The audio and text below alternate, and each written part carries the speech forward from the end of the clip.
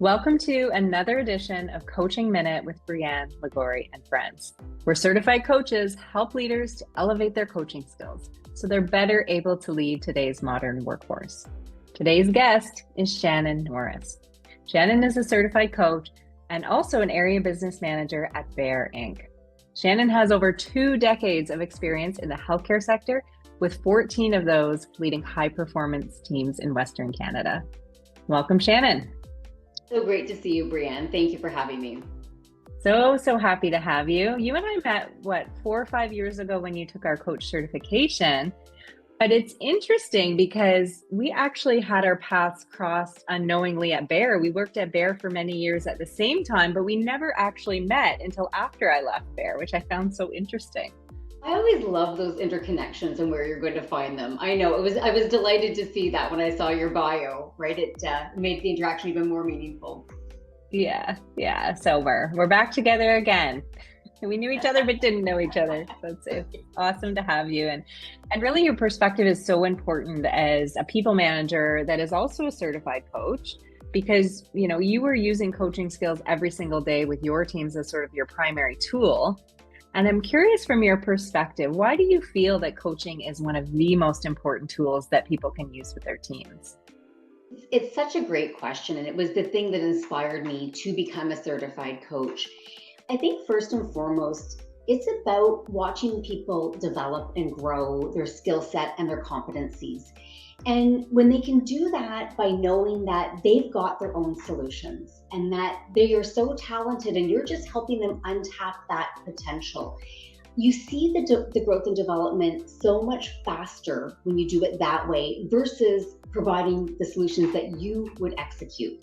And so I think just from a professional development standpoint, I think it's absolutely critical. I think it helps people with their critical thinking and problem-solving skill set.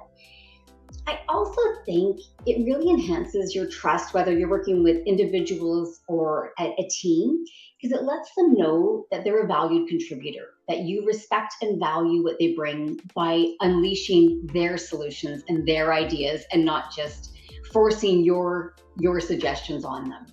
So I really, to me, it's the trust that it builds. And I think when you have that relationship with individuals and teams, I think it's just their engagement is so much higher to know that they're a valued contributor.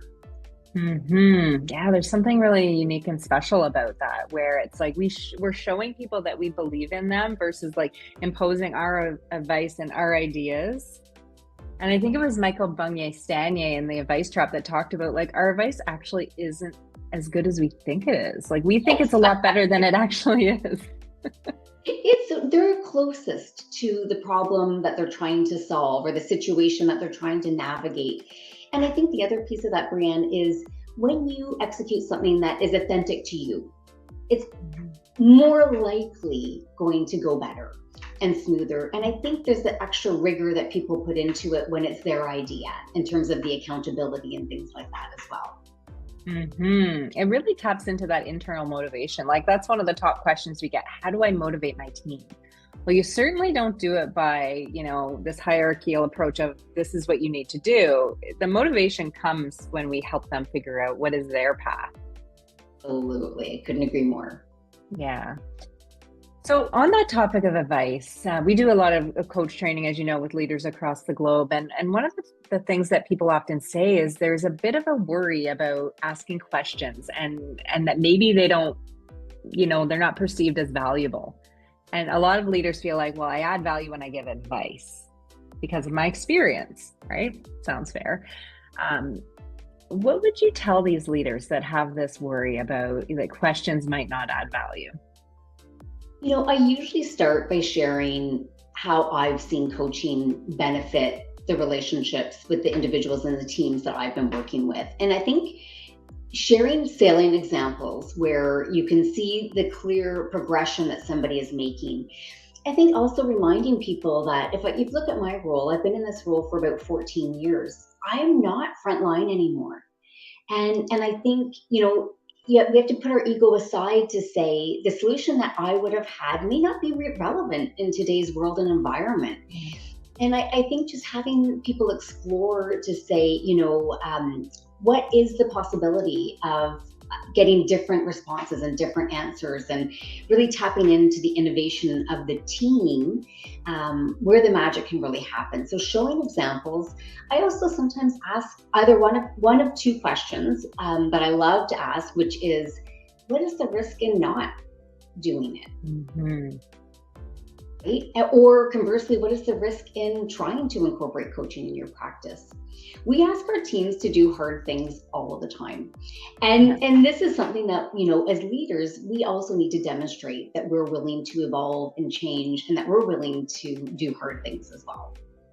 Mm-hmm. That's so interesting, and really like modeling that I am working on myself too. It's not just we're expecting you to work on yourself, but if I'm working on myself, that's a really good example for the people that you're leading. Absolutely. Yeah. And you mentioned the element of risk there, which I think is interesting because a lot of leaders feel like, oh my gosh, like what if they come up with their own idea and it doesn't work? Yes. And, we're often encouraging, well, what is the risk? If it's not a compliance risk or like, a non-negotiable, then is there flexibility there to approach it and to maybe get it wrong and learn from it? It's such a great point, Brianne. If you look back, I know for myself, my biggest aha moments, my biggest learnings were from the mistakes that I've made. And, I like the quote, fail fast. And I think part of coaching and, my biggest aha moment jumping into coaching 5 years ago was more about not everybody's willing to share their ideas right away or willing to strike out and try their own solution. And it came down to a fear of risk. And I think as leaders and as coaches, we have to create the environment that shows it's okay to try something new and different. Mm-hmm. And the worst case scenario, if we don't get the intended outcome, the worst case scenario is we take it as a learning opportunity to say, okay, what did we learn from that? What would we do differently the next time? What do we want to salvage that we want to implement into the next iteration? So I think it really behooves us as leaders to really create that safe space to take risks and try new things. Yeah. And then it almost leads to more coaching when they fail, because then you're asking those questions about what is your learning? How can you grow from this? Like, how might you apply your learnings to the next project? Absolutely. Yeah. It's almost like we're helping people learn how to think more critically, as you said, right? 100%. And then what I love is the creativity that people come up with once they feel it's that safe space. And then once they feel that they are in a place where they can try and that innovation is welcome and wanted, then the ideas that they come up with are amazing. And then when it doesn't go intended, they don't feel crushed or devastated anymore. It's like, okay, I've got this. What's my next iteration going to look like? When you start to see that type of progression in somebody, I don't know, to me, that's where the magic happens. Yeah. Yes. 100%. Couldn't agree more. So you mentioned the term fail fast. So I'm wondering, when we first come out of like our coach certification, we're like all gung ho and we're like, yes, I'm going to apply everything I learned and everything is going to be different, but it doesn't always go perfectly. And so I'm curious, what is like a hard learning that you had and maybe something that you now do differently as a result? It's a great question, because I think you get so excited, guns a-blazing out of the training. I didn't necessarily share that I was doing things a bit differently. And I think it caught a few people off guard. So when you go from, rolling up your sleeves and being part of the problem solving discussion to switching the narrative to asking, thoughtful questions, I think it surprised some people. And so I think, my lesson in that was let people know what I've just done from training, what I'm trialing. And then it also invites feedback to say, hey, I'm new at this, right? Like, let's we're in this together. What do you like? What don't you like? I think the other key learning I had going into it was in my role, it's not 100% pure coaching. And so it was navigating that balance to say, when is this particular topic going to be best served by coaching? And when is it going to be best served by a different tool that I have in my toolkit? And really, the only way of doing that is trial and error and really figuring it out on the fly. Yeah, and probably your approach is going to be different for each person in front of you. It's like there's not one size fits all for leadership. Like it needs to flex and move based on the person, based on your style, and as you 100%. Grow, really.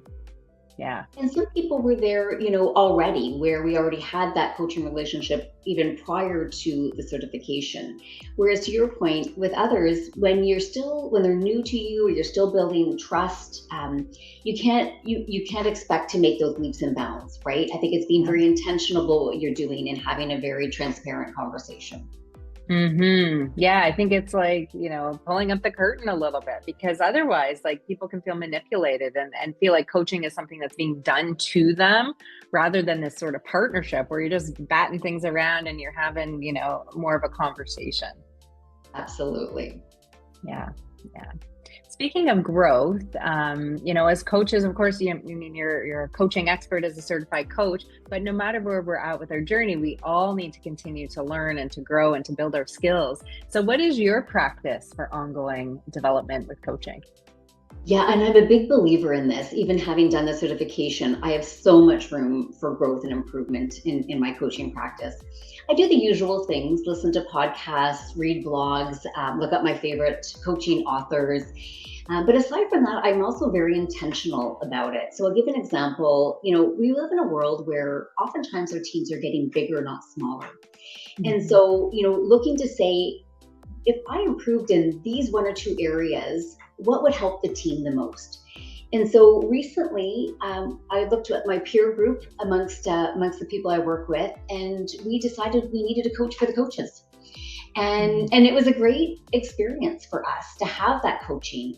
And then part of that was baked in some training on team coaching, because there are some nuances and differences between one-on-one coaching and team coaching. So I think every year I sort of look to say, if I improved in one or two areas specifically, what would benefit my team the most, and sort of look at both formal and informal avenues to achieve it. Yeah, that's really interesting. I like that concept of like the team's perspective. What would benefit the team? So, is there a mechanism of how you collect that feedback from your team about like, where are my opportunities? It's a great question, because really, without identifying those areas, it's hard to build a development plan. So right now, in my one-on-one check-ins, I'm often asking, how can I support you? How are things going on your end? And getting it individually. When I look at the broader team, I've often utilized annually surveys that are pre-populated, but they're specific to me as a leader within the organization. And then what happens, I receive that feedback, and it can be anonymous or not anonymous. It depends on people's comfort level. I share it with my manager, and usually we'll use that as the baseline for my development plan for that calendar year. And I'll bake it into what are my goals for the year. I'll make sure that it's in the system and something that my manager and I can, reflect back on to see if I'm progressing. That's so, so great to hear. So, it's like, a bit of, what your interests are and where you want to head with your leadership, and also taking into combination, like, what are people saying? Where do people observe your opportunities? Absolutely. And you always find some information in there that you didn't know. And I think that's a Hmm. challenge as a leader. If we don't know what our blind spots are, we can't Yeah. build a plan to help fill that blind spot. So, yeah, I'm a big believer in receiving feedback and giving feedback. Yeah. Well, yeah, it sounds like you've really created a feedback culture on your team. I hope so. Yeah. And it's evolving, right? It's Yeah. never it's not a stagnant topic, right? Feedback is it's a challenging topic, and one that we constantly strive to create that atmosphere where people feel comfortable. Yeah, absolutely. Well, thank you so much, Shannon, for sharing your wisdom today. We truly appreciate having you on the show. So great to see you. Thanks so much for the opportunity, Brianne. Thanks, Shannon. Bye. Bye.